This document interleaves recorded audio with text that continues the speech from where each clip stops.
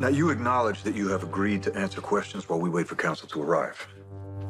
Because I have nothing to hide. None of the evidence ties back to Curtis.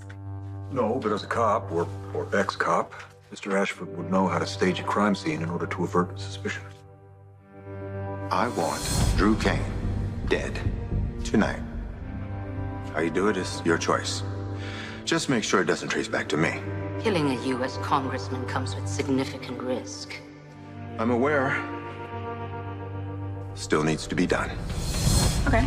If you want to look at this like cops, let's start with the facts. Curtis had no access to the murder weapon. Now, the Quartermains didn't exactly keep track of Edward's gun collection, so they have no idea when the gun went missing, and they have no idea when it was the last time someone saw it.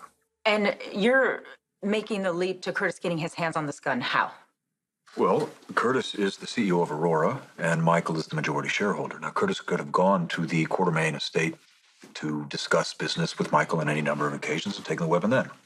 Any number of people, including Michael Corinthos, could have had access to that gun. Yeah, but a cop planning, or ex-cop, planning to commit murder would have known to use a weapon that wouldn't cast suspicion on them. And if that ex-cop was Mr. Ashford, then using Edward Quartermain's gun would be a great way to misdirect an investigation.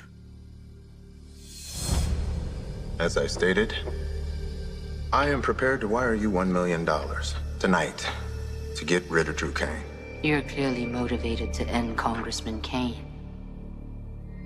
May I ask why? He's been targeting my family, most recently my Aunt Stella. I understand this particular type of filial duty all too well. Get this done in a way that does not trace back to either one of us. Make it look like you never even came back to town.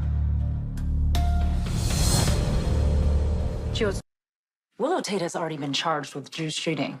Why are you questioning an innocent man when the ADA is already set for trial? We're working to fortify the ADA's case, and that means looking into the statements and timelines of people of interest. Now, Curtis's timeline has two gaps. The first is when he claims to be alone at the Savoy, but there's no way to verify that.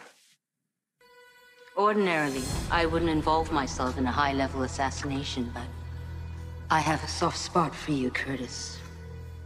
And I enjoy being in business with you. So do we have a deal? Arrangements will be made. Tonight. Drew can't be allowed to do any more damage. It will be done in the next 2 hours. I know the perfect person for the job.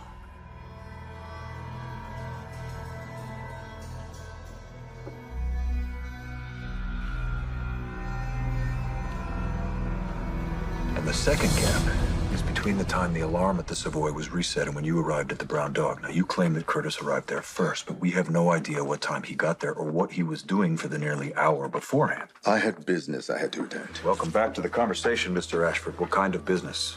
Detective. Give it up, okay? I realize a fishing expedition when I see one. And you? You got nothing. So Sonny's involved.